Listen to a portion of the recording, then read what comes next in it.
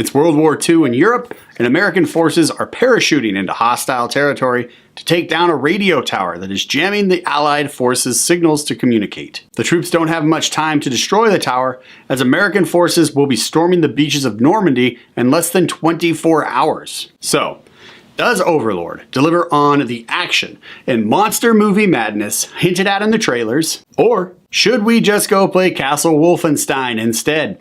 Let's talk about it in this review.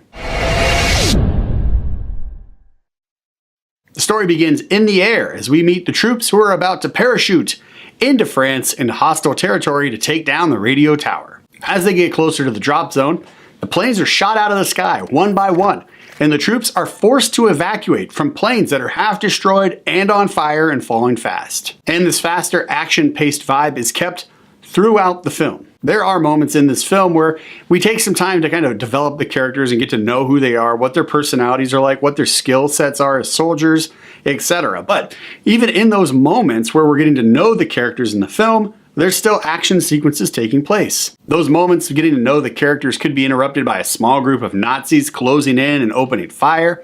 It could be a fist fight.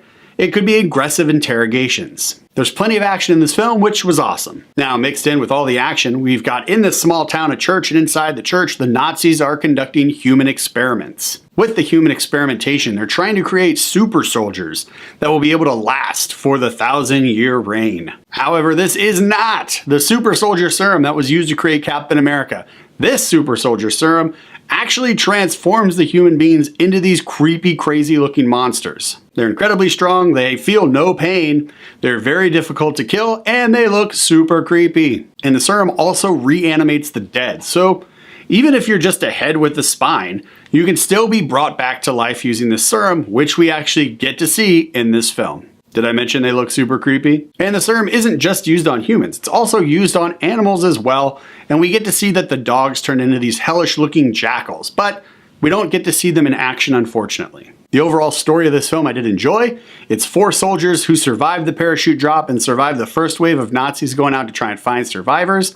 They come into a small town and they've got to get through the church to the radio tower to take it down, so the Allied forces, when they land at Normandy, will actually be able to communicate with each other. So there's already a high level of difficulty for these 4 soldiers, right? They're in a Nazi Germany camp inside a small town in France, way outnumbered, and the difficulty continues to increase when they meet a woman and her little kid brother. They discover the human testing the Nazis are doing to people of the town inside the church, and they got to deal with all of the German soldiers on patrol throughout the town constantly. The runtime for this film clocks in at approximately 110 minutes, and this film did not feel that long at all. The pacing of this film is very consistent, it's very quick, it's very upbeat, there's lots of adrenaline and action, and it moves the plot from point A to point B with incredible ease. We understand the characters, we understand who they are, we understand their motivations, and we understand the obstacles they have to overcome in order to achieve the main goal of destroying the radio tower. We understand the monsters, we understand how they're made, we understand why they're made. We get some solid performances from all of the actors in this film, and the action sequences all looked super good too. It's a World War II movie,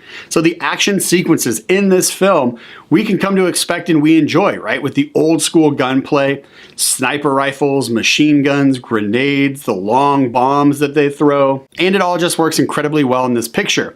Even though the punches don't sound as epic as they do in the Indiana Jones films, but you know, none really ever do. Overlord is playing at your local movie theater right now, and if you love action movies and you love monster movies, I am definitely recommending a big screen viewing of this film. The action sequences and the action in general, it all looks great. The monsters look super creepy, and even some of the fight scenes we get with some of the monsters look pretty good too. The actors in this film all deliver enjoyable and entertaining performances, Mathilde Olivier being the standout performance for me in this picture. The story makes sense, the story keeps you engaged from beginning to end. However, it does kind of go off the rails just a little bit at the very end. At the very end of the film, we see that one of the Nazi soldiers, who is one of the leaders in their army in this town, he turns himself into a monster, so he becomes a super Nazi monster.